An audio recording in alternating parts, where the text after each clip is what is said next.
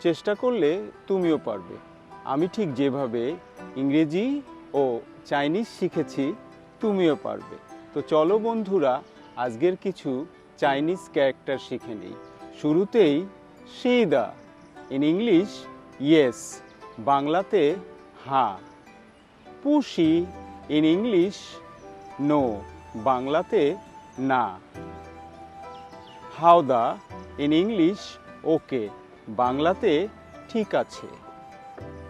Pushing, in English not good, বাংলাতে ভালো নয়।